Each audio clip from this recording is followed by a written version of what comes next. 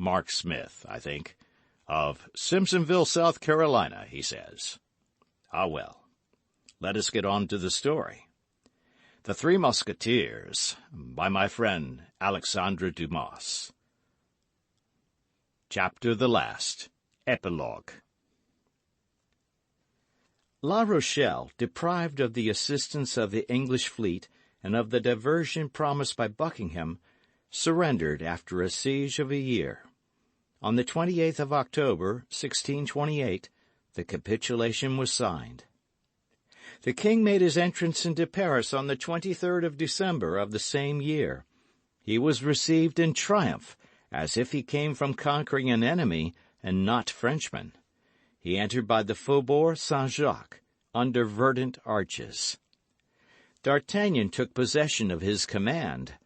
Porthos left the service, and in the course of the following year married Madame Coquenard. The coffer so much coveted contained 800,000 livres. Mousqueton had a magnificent livery, and enjoyed the satisfaction of which he had been ambitious all his life, that of standing behind a gilded carriage. Aramis, after a journey into Lorraine, disappeared all at once, and ceased to write to his friends. They learned at a later period, through Madame de Chevreuse, who told it to 2 or 3 of her intimates, that, yielding to his vocation, he had retired into a convent, only into which nobody knew. Bazin became a lay brother.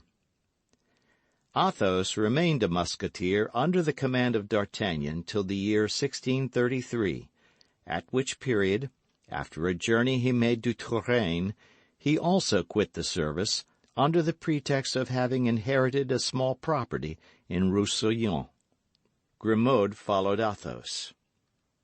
D'Artagnan fought 3 times with Rochefort, and wounded him 3 times.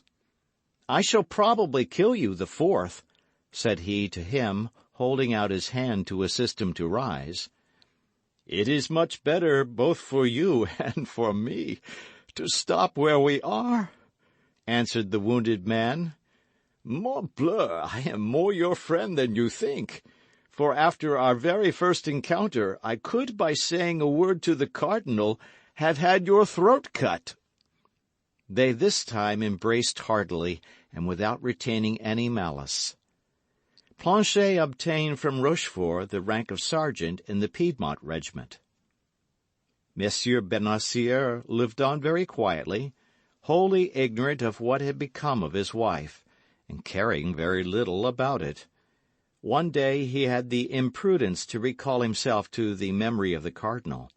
The cardinal had him informed that he would provide for him so that he should never want for anything in the future. In fact, Monsieur Bonacieux, having left his house at 7 o'clock in the evening to go to the Louvre, never appeared again in the Rue des Fossoyeurs. The opinion of those who seemed to be best informed was that he was fed and lodged in some royal castle, at the expense of his generous eminence. This is the end of The Three Musketeers, by Alexandre Dumas, translated by William Robson. It has been a delight for you to listen to my story, and I thank you so very much. Adieu to you.